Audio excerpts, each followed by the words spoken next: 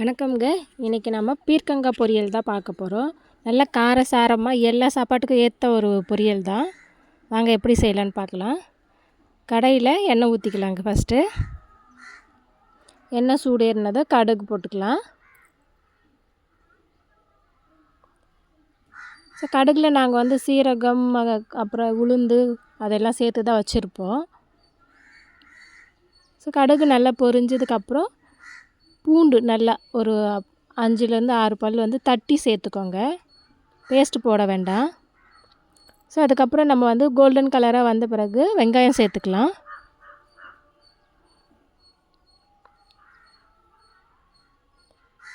வெங்காயமும் கொஞ்சம் கண்ணாடி பதம் வரணும்.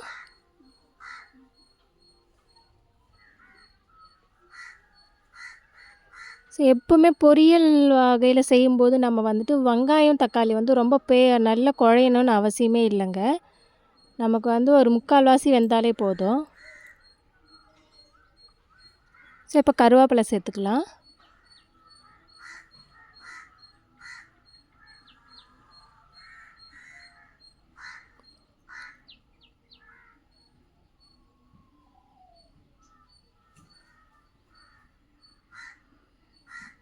பீர்க்கங்காய் இப்போ வெயில் காலம் ஆரம்பிச்சிடுச்சுங்க. நல்லா நமக்கு அதில் வாட்டர் கண்டென்ட் இப்போ ஜாஸ்தி இருக்குன்றதுனால நம்ம அடிக்கடிக்கு வாங்கி செய்யலாம். ரொம்ப டேஸ்ட்டாக இருக்கும்.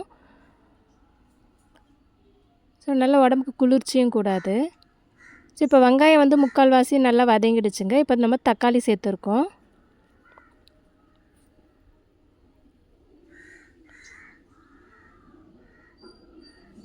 தக்காளியுமே கொஞ்சம் பாதி வேகணுங்க. பாதி வெந்த பிறகு காய் சேர்த்துக்கலாம். நம்ம பீர்க்கங்காய் பொறுத்த வரைக்கும் நம்ம தனியாக வேக வைக்கணும்னு அவசியம் இல்லைங்க. இதுலேயே நம்ம வேகும்போது நிறைய தண்ணி வரும்.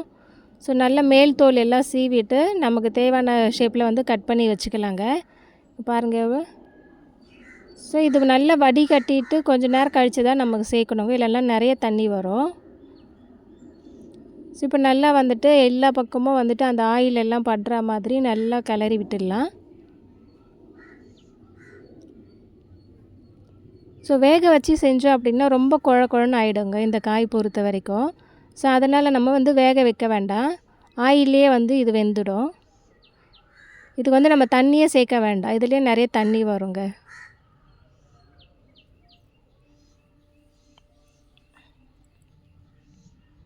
இது தயிர் சாதம், சாம்பார் சாதம், இது மாதிரி எல்லா வகை சாதத்துக்கும் இது ரொம்ப சூட் ஆகிற ஒரு சைட் டிஷ் இது.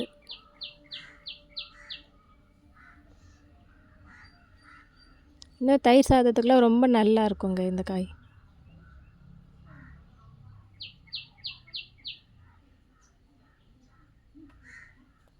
இப்போ நமக்கு பொரியலுக்கு தேவையான கல்லுப்பு சேர்த்துக்கிறேங்க. இப்போ நம்ம கல்லுப்பு சேர்த்ததுக்கப்புறம் இன்னும் கொஞ்சம் தண்ணி நிறையவே வரும்.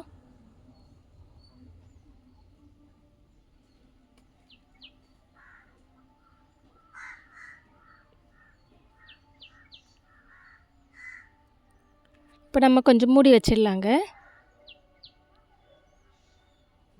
இப்போ பாருங்கள், மூடி வச்சுட்டு ஒரு 5 நிமிஷம் கழித்து நான் திறந்து பார்க்குறேன். பாருங்கள்.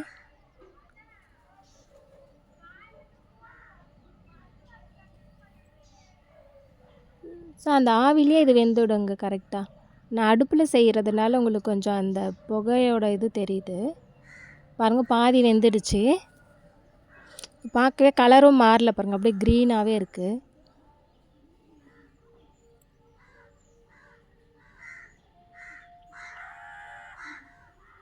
ரொம்ப சிம்பிளுங்க. இதுக்கு எந்த மசாலாவெல்லாம் சேர்க்கணுன்னு அவசியமே இல்லை. பீர்க்கங்காவே கொஞ்சம் இனிப்பு சுவையாக தான் இருக்கும். இங்கே பாருங்கள் எவ்வளோ தண்ணி வந்திருக்கு பாருங்கள். நம்ம தண்ணி எதுவும் சேர்க்கவே இல்லை. அந்த காயில் இருக்கிற தண்ணி தான் அது.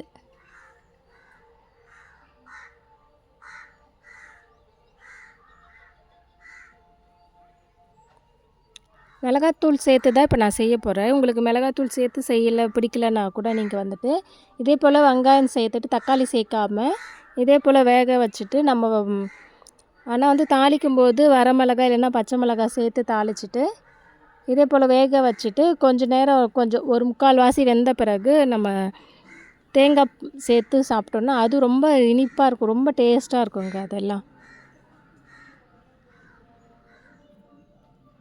ஸோ இப்போ நான் வந்து மிளகாத்தூள் சேர்த்து தான் செய்ய போகிறேன்.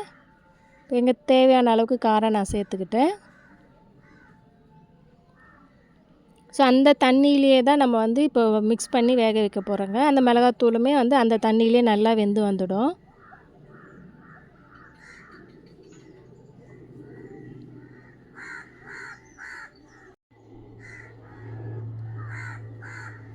ஸோ அந்த மிளகாத்தூள் எல்லா பக்கமும் படுற மாதிரி நல்லா மிக்ஸ் பண்ணிவிடுங்க, கலரி விட்டுடுங்க. பாருங்கள் இப்போவே வெந்த மாதிரி தான் இருக்குது, ஆனால் இன்னும் கொஞ்சம் வேகணும்.